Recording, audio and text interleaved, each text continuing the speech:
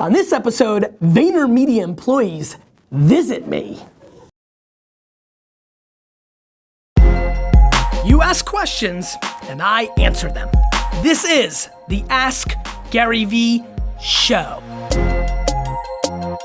Hey everybody, this is GaryVee, Nerdchuck, and welcome to the Ask GaryVee show, episode number 39. Fun fact about the number 39, I turned 39 in 10 days. This is a very, very special episode of the Ask GaryVee show because it's the VaynerMedia edition where employees, show them D-Rock, from VaynerMedia will ask me questions live on this show. One videotaped from San Francisco, none from LA because Stunwin says they were all crap. All right, we're getting right into the first question. Why don't you tell the Vayner Nation who you are and what you do here? Hey Vayner Nation, my name is Glenn Landauer. I actually just started at VaynerMedia yesterday, so I'm on day number 2. I'm a Noob. Noob. I'm impressed with the hustle though, like sneaking in to the first episode of questions on your second day. That's an impressive start. Trying to make an impression on the boss. I appreciate it. All right, what's your question? Okay, so my question is, so you know how Facebook reach has been going down? It's been on organic. Yep, and it's at the lowest levels we've ever seen. Yep. So I'm curious, what do you think is the role of organic or unpaid content within a brand's always-on strategy? And the second part within a Facebook world? Within the Facebook world, and the second part of the question is just how much reach is enough to actually justify the time, effort, and resources that go into producing these assets? That's a great question, man. Nice start. You know, I think that it all depends on size, scale, and objective, right? So I think the biggest problem that everybody makes is there's no one size that fits all. Obviously, the brands that we work with here are at huge scale versus, let's say, a lot of people who are watching who've got a small business.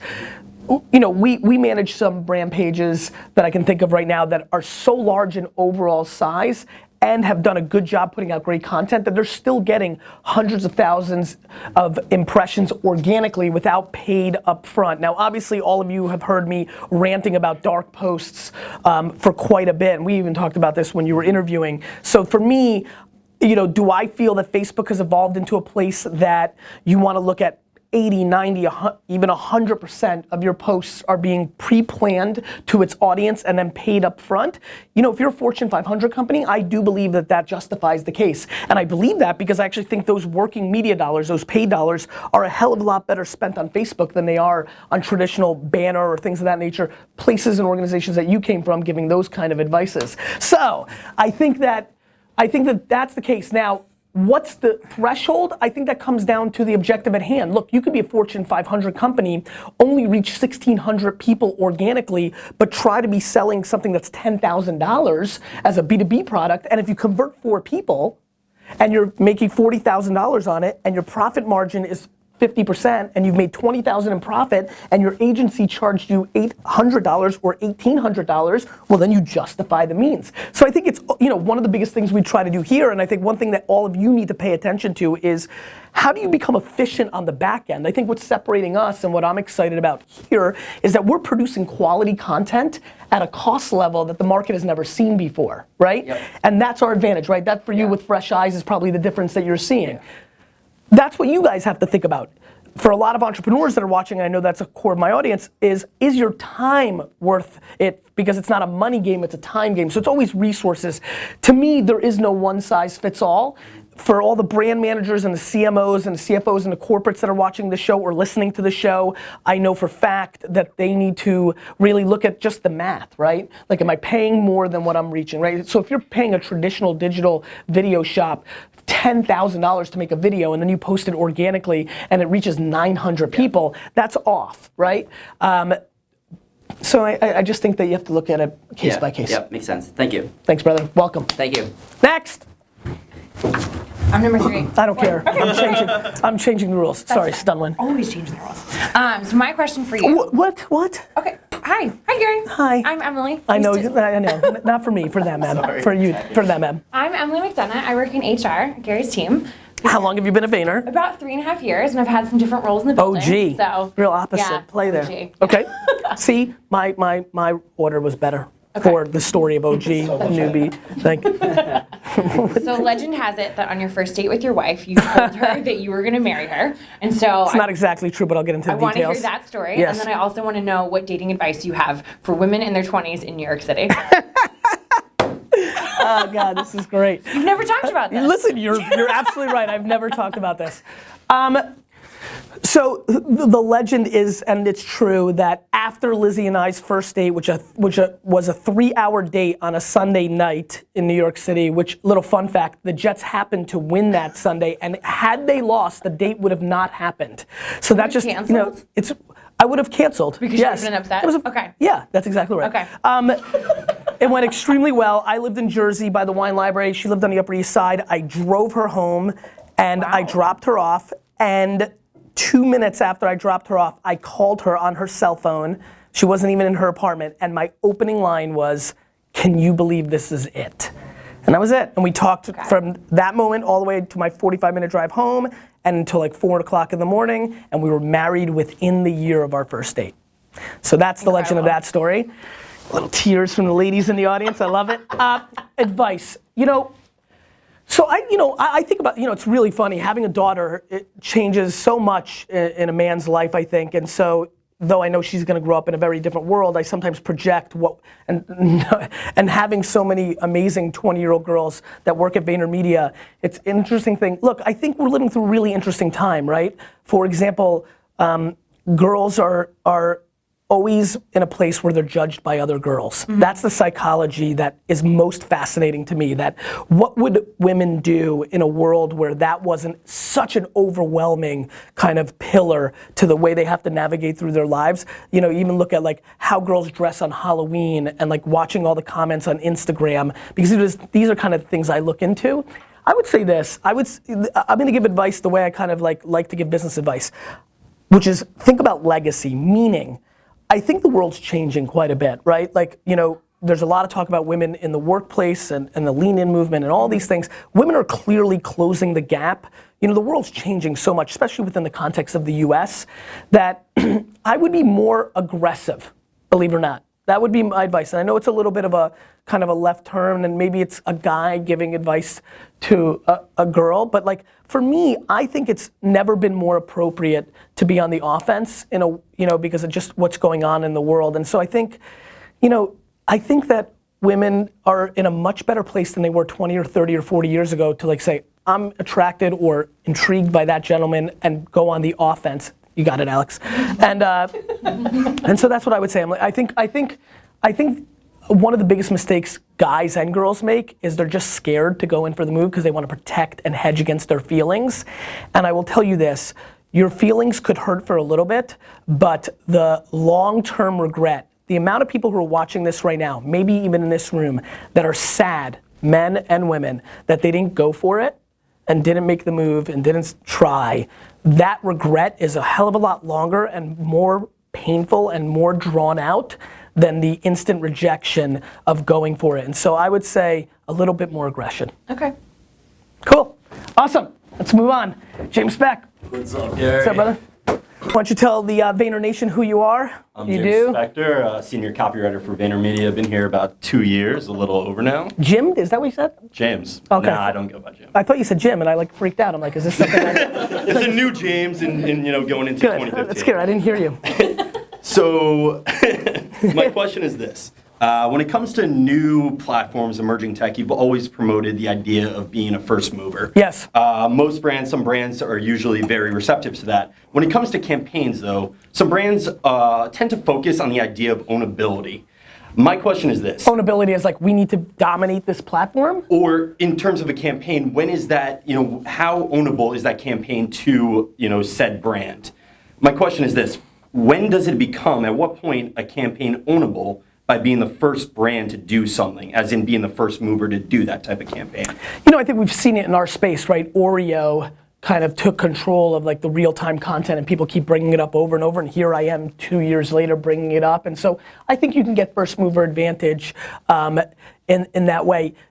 Listen, and this is gonna get me in trouble. I think that's a bunch of marketing bull talk. When brands think they can own something, it just speaks to their naivete of the heavy fragmentation of the world we now live in, right? You can own something for a moment, but to own it, there's no brand that's gonna own, what brand owns what, right? I guess over 30 years of iconic marketing, Nike could own the sports space, but do they? Because last time I checked, Under Armour is growing very quickly, and a million of other things are happening in a world of SoulCycle and CrossFit, and like, there is no ownable. This is the naivete, the audacity, and just like the lack of contextual understanding that brand managers and CMOs in corporate America think that they have the right to be able to own these things. I think here's what you need to do as a brand from an ownable standpoint. Can you at this moment own it, that it matters enough to your customer to make them buy your shit, right? And like, that's all you could ever ask for. And I think people are way too romantic in marketing and thinking that they're gonna create the Just Do It or the MasterCard priceless, and it's gonna be this thing that they can put on their resume and kind of can live off of for the rest of their lives. To me, it's much more about fragmentation. It's much more about being great at your last at bat every time. I always say, you're only as good as your last at bat, right? This show's doing well. If this episode sucks crap, it's heading in the wrong direction. And all 38 before it mean nothing as I go forward. And so I think that's how marketers need to think about that, which is do the best you can for what you need to do at that moment on the platforms that you decide to storytell that actually drive business results, not this romantic feeling of like, let's own it, marketing 360, fully integrated. I mean, like all this jargon. Jargon, James. Thank you. You're welcome. Appreciate it. But don't say that to the client. Obviously Just not.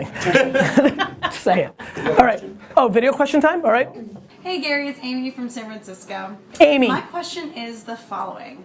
What's the most important thing you've learned while growing your company at VaynerMedia from East Coast to West Coast? And how does a company successfully scale? Thanks, Aim.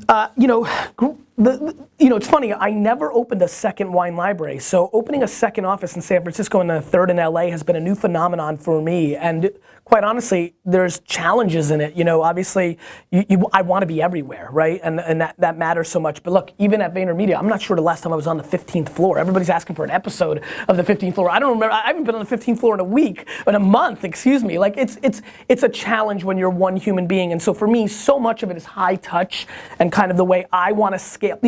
Amy, to answer your second part, how do you scale a company? I actually think you scale a company by doing unscalable things, because I really believe you have to know your business. So at Wine Library, I didn't need a lot of people, and it was about selling wine, thus it was a different company. Here, we sell people. We sell our hours against a scope and our thinking, and so all I've got is people, and so for me, scaling this company has been doing everything that's unscalable, which is sitting down and mentoring one by one and spending as much time as I can and trying to empower people to feel comfortable with coming to me. Now starting to build out an HR department after a 9-month search, finding Minnie and saying, okay, this is a person I'm willing to build and think has the natural nuances to build the culture and the HR and EQ that I want for this organization. And then having people that have been with you for 3.5 years, you can show Emily again, so you can wave.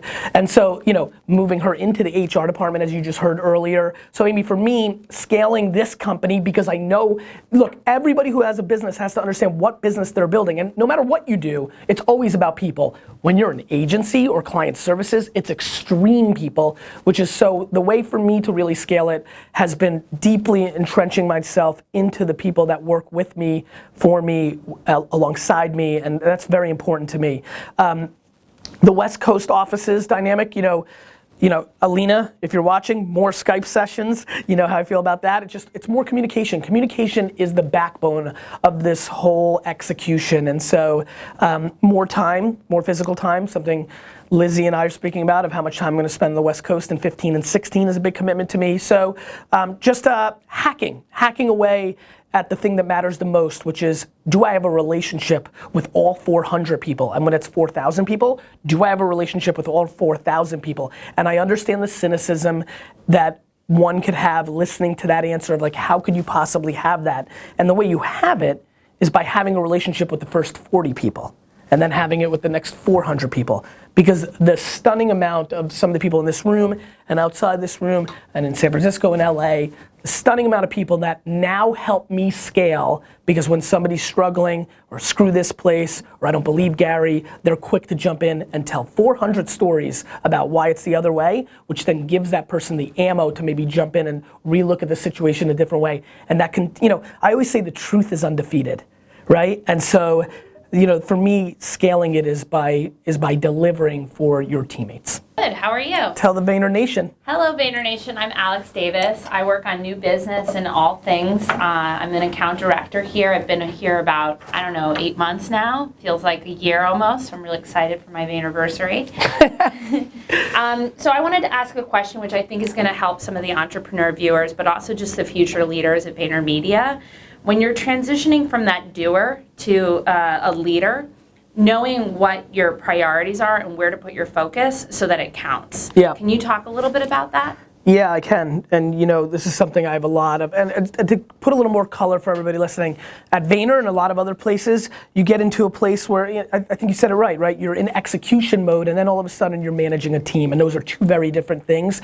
And it's the thing that I most fear in the organization, period, end of story, because you have incredible executors who yearn for the financial upside and the title to then lead a team, and boy, are those two very, very, very, very, very, very, very, very, very, very, very, very, very different skill sets. And so I think the biggest thing that people struggle with, there's so many things people struggle with the transition. Number one, the thing I hate more than anything in the world, which is micromanagement. Yeah. I want to kick micromanagement in the face. I hate it.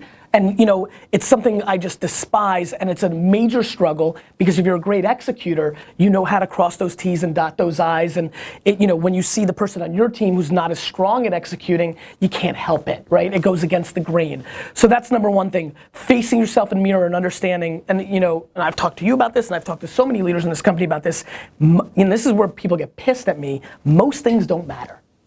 And that's a very tough mental transition to somebody that manages a team. The other thing that a lot of people struggle with, and I talk about this quite a bit in the organization as well, is when you're a leader, you have to be the bigger man and woman in every situation.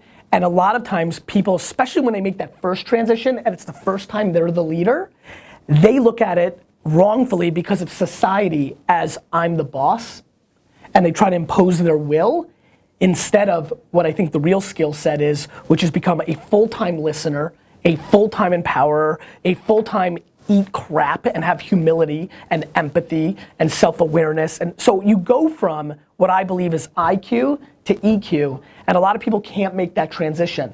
I think the reason this organization has grown so much is that's all I focus on when that transition happens. And don't try to put pressure on people for new business and client services and all the normal things one has to worry about. Now I'm the leader, now this client has to respect me, I need to make Steve happy. I don't care about that. I can take care of that at the highest levels. It's about really empowering people to become leaders. And leaders, I love this. I mean, this is obviously a subject matter I love. We talked about it even in yesterday's episode. It takes so much more historically stereotypical motherly skills to be a leader, and I think people are confused. I think by default people think it's fatherly stuff, and I think it's motherly stuff. It's emotional skills that allow somebody to make that transition, and really one of the biggest factors in this whole thing is self-esteem. If you're not able to believe in yourself, nobody else is gonna believe in you. And so I think one of the things is, look, I got fortunate. I got a mother that instilled so much self-esteem in me that I'm still trying to get some of it out of me so that I don't come across as like an egotistical craphead. But I think a lot of people don't have that. And a lot of people in my family don't have that, and I see it. And one of the weird little tidbits that I think can make this episode valuable is if you get into a leadership spot, and if you're self-aware enough to know that your mom or dad put you down your whole life, or society did, or you grew up as a minority, or whatever took self-esteem out of your body, or if it was never instilled in the first place, I think you need to find an outlet to create it. I think you need to find an outlet to create it. I think one of the things that I focus on here is I instill it. I instill it. I do talk 90% of the time about the positives. I just can't help it. I'm optimistic and I just see it. I do see the good. It's what I do. There's always bad, but I think you need to seek it out, and that may come in the form of extracurricular activities. You might be a great soccer player or an improv actor, or maybe the person you date.